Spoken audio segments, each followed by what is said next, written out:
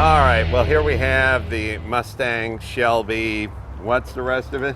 It's the GT500. This is the 2013 GT500. This car is nuts. 662 horsepower? 662 horsepower. It's got a 5.8 liter. And they really just took the 5.4 and they just, you know, put a bigger cylinder in it just to hit that 5.8 number that they used to have from back in the day. It's the most powerful Mustang they ever made. I'm a big Mustang fan. I love this car. Is this the 200-mile-an-hour Mustang? This went 200 miles an hour. The coupe, obviously. The coupe. Not, you know. we're looking at a convertible here. Also, I was watching that series on Shelby, the King of the Road, a 3-part series on Carroll Shelby, which is like, it's been pretty good, but it's a little too much modern day commercial and not quite so much old school, racing Aston Martins and beating Ferrari and all that stuff. But they did a thing where on their Vegas Speedway infield testing track, they took I think it was a Ferrari 458 Italia, or maybe it was a Ferrari it was a 430 Scuderia, so like the race car. They took the Gallardo Aston Martin Gallardo, the Lamborghini Gallardo, and they took the Z06 or the Z1, whatever. The Z06 top of the line Corvette. Yeah, and they took everything and they put it, and they did a whole like time trial, lap of the track.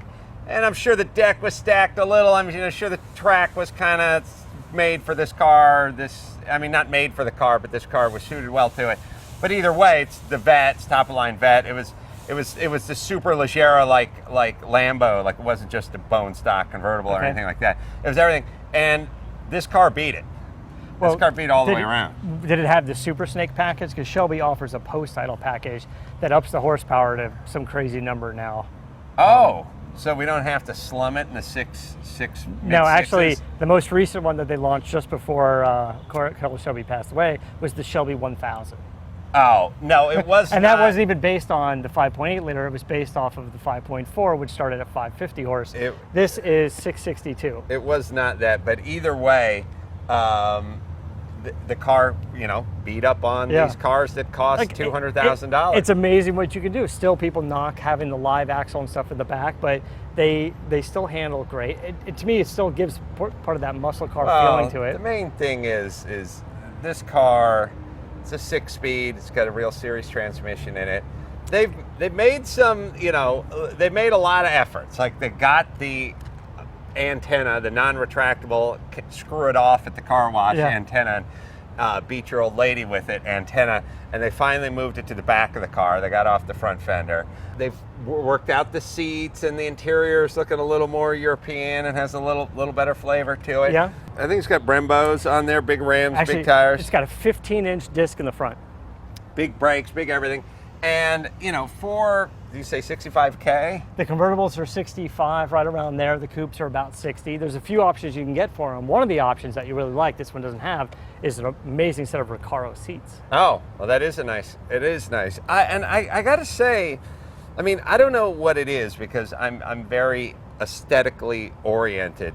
And this is as much car as you're ever going to get, under 65 grand, under 70 grand. The vet guys are constantly literally blowing their own horns talking about this thing for the price, more bang for your buck than anything. They just got outdone by another American car company.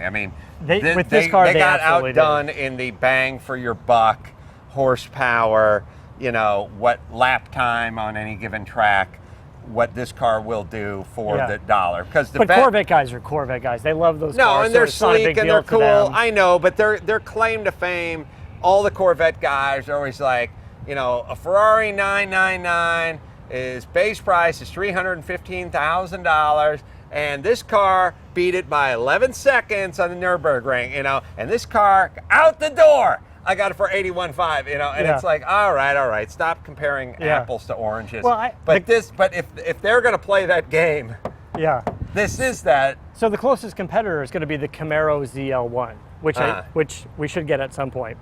Oh, this car here, I'm a muscle car guy, that. So this to me is the best combination between some of the super exotic cars that we've driven and still has a muscle car feeling. There's no mistaking it's a muscle car when you drive it, the shifter, but it has adjustable steering, it has launch control, it has adjustable suspension in it now, or you could put it in comfort mode and sport mode. Like it's got all of the electronics and options that you want. I'm still sort of bothered by it. I don't know why.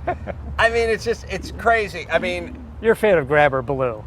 Yeah, I'll tell you, I like the Boss school bus yellow Mustang. Now, I know it doesn't have the 662 horsepower in it, but I like the Boss Mustang trim, livery, whatever. Yeah. And this car, I think it's kind of cool, or them going back. And that's a racier car, the Laguna Seca that's out there now. Yeah, and this thing's just a big old brute, and it's kind of, you know, there's nothing to love about the styling, and there's nothing really to hate about the styling. I mean, it's like... I love the fact that these domestic car companies are now doing aerodynamic testing. Even in the front of this car, there's no grill at all in this car because they determined at speed, even a mesh grill blocks too much air. It has essentially like a cold air, like a ram air package through here that goes into the... Yeah, into the engine. And I'll pop the hood. It's quite a power plant. I drove it by Bodie Stroud's shop today because he was welding a gear shift lever for my BMW for me, and I drove this thing over and showed it to him, and I was looking at the engine. And we'll definitely say the Americans come a long way. A lot of aluminum. Look, it's not covered by anything. It's like you have huge 4-valve heads, aluminum valves, aluminum heads, aluminum block, I'm guessing.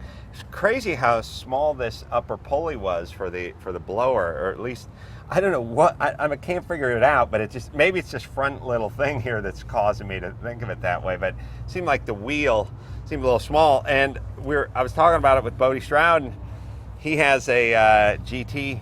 Yeah, it's a Ford GT crate engine back there, and I was like, yeah, it kind of looks like that, except for, oh yeah, this one has another 112 horsepower. Yeah. And I'm sure you paid, I don't know how much more. That engine was real expensive. Well, you could literally just buy this car and pull the engine out and be saving money. Yeah. Right? And I don't know. It wouldn't surprise me that Ford offers this as a crate engine pretty soon. I would imagine that SEMA, they're going to offer this. No, it might be a $30,000 engine, but this thing is incredible. Yeah, there's nothing to touch on this car. And, you know, I mean, what a time we're living in. I mean, 662 horsepower. I've been driving this car, you know, every day. That's no problem. It's very manageable too. Like, it's not like like I was kind of turning up my street and there was some water there, and it was like, if you're in a Viper 10 years ago, you would have definitely spun that thing around. I mean, it's a stick shift, but the clutch is good. The tranny feels very positive, but yeah, it's really manageable. It's a nice car, and air conditioning's blowing. Listen to satellite radio, and it's under 70 grand. Yeah. I mean, geez, the top is such a light year difference than what convertible tops used to be. Yeah, I couldn't. I just put the windows up. You don't even know that you're driving a convertible if you want the top up.